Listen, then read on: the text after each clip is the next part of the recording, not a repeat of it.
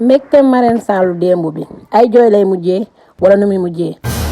Paco ak Chacha seen bàyyante bi nag ñu ngi bëgg a sérieux Makhoudia ak ki nga xam ne moo di Oumou Khayri dafa mel ni alkaali li mu wax day bëgg a doon dëgg.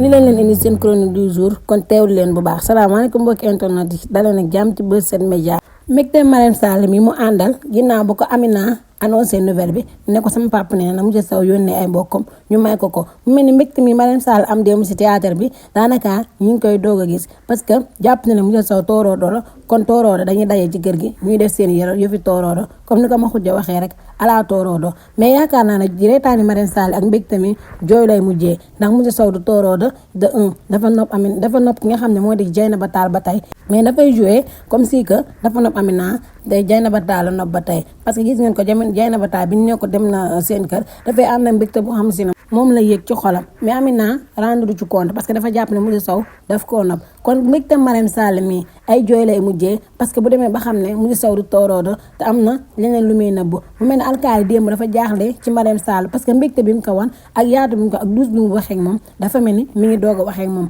ba mujjee alkaali sax dafa mujjee jaaxle di laajte comme lii lan la si xelam parce que bi mu demee yaa ngi gis fi ñu wane wu son bi mi ngi naan waaw peut-être moom dafa foog ne Marème Sall tey dafa am lu mu àndal parce que mi ngi doog a am mbégte mu mel nii ci théâtre bi kon nag reetaani Marème Sall yi nan lay mujjee. mu mel ne Oumou Khayri ak ki nga xam ne moo di Makhoudia dañoo commencé jàppalante coppati parce que gis nga Makhoudia lu mu expliqué alkaali ba alkaali commencé ko di ko kaañoo waxoon naa leen ko nag sama chronique bee passé dañoo commencé bëggante te rendre duñ ci compte mais Oumou Khayri nag def na première pas c'est-à-dire wax na mais li mu wax leerul ci bopp Makhoudia loolu nag moom moo ko teree nelaw fi mu toll nii mais nag xam na ne Oumou Khayri bëgg na ko te moom tamit bëgg na ko mais xam nga dañ doon doxante digg ak maa rakk looloo waral ñoom ñaar mënuñoo wax seeni sentiment di ko nekk li mu yëg si moromam kon sëy boobu noonu dina am waaw wala déet ak bu amee yan conséquence moo ci am parce que xam ngeen ne Ami Mbaye moom di ko supporter Paco ak Chacha dafa mel ni day bëgg a sérieux nag ndax Chacha nangootul lekk nangootul naan